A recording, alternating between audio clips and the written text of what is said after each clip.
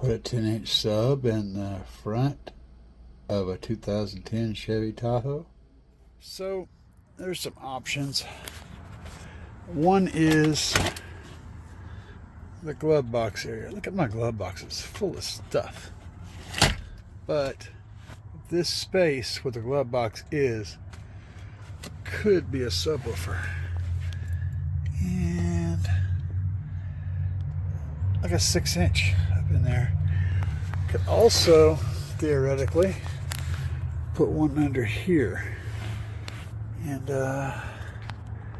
you know, come back like using this can, come back like right there, and taking up that space up under there. I have to do a fiberglass setup for that. That leaves plenty of room for even my big old feet to fit in here. Sitting like this feels weird anyway. So that could work. Just coming out, having it feet over here, go down, crossed up, and just fill in this whole space. I could maybe even put a 10 in there. That would be huge. Very awesome. Another option, of course, is building one into this console here. Taking this out and just building a sub, maybe one on each side, a 6-inch on each side or something. But I really don't want to. I like this console. Another option would be to go under the seat, but there's very little room. There's about, yeah, right there at the front, there's only about 4 fingers. Not a lot of space. I'm thinking that that area there is going to be my money shot. So before I build one there, or build one to fit there, I'm going to put I've got a sub in a sealed box. It's a 10, a JL, that I can put up here in this area and test the sound out of having a sub in a sealed box right here. In fact, that may be the sub that I end up using.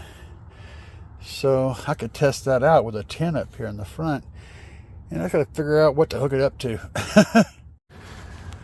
Okay, so I have done something crazy. For temporary purposes, I have a 10-inch subwoofer sealed sitting here, and I disconnected my door speakers and pulled them out, and I'm going to use this channel to drive a sub, which I can do in the DSP.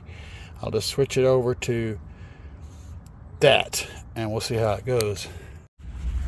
Alright guys, so I've only got this channel with mids loaded in it, the tweeters and the stuff up here in the A-pillars, which are not in focus, and the JL sub. That door is empty. The JL sub is playing 40 hertz to 300 hertz. These guys are playing from 300 hertz up to like 7 something, and then those guys are taking over. But so right now, that's how this is set up. This is just an experiment. So I'm going to play a few YouTube safe tracks and let you guys kind of hear what's going on. Pretty impressive. By the way, the subwoofer is turned, the sub in the rear is turned completely off. This is just that little sub there. So here we go.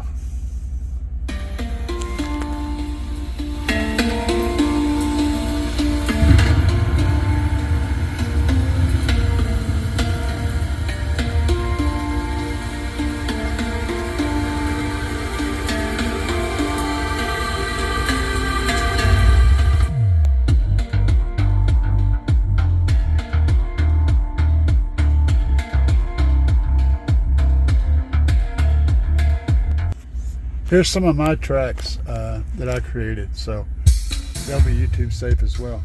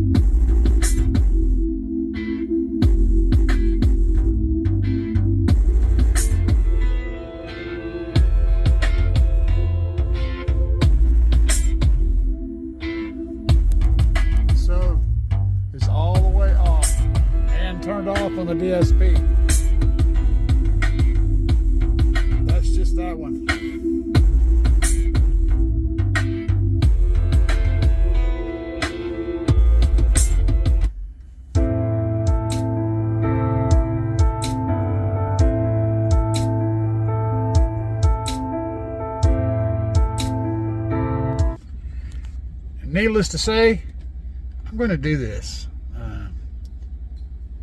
I'm going to have to do some fancy fiberglass stuff, and I've never done any fiberglass subwoofer stuff. I've done fiberglass on gas tanks and stuff like that, but I've done some research, and I think I can build it. I want to build a sub to go in the floorboard down there in that hole, and it's going to be a trip, but it'll be on video, so you guys will get to see it. Be sure and hit that subscribe button right there, because that's how you're going to find it whenever it comes around. Peace, guys.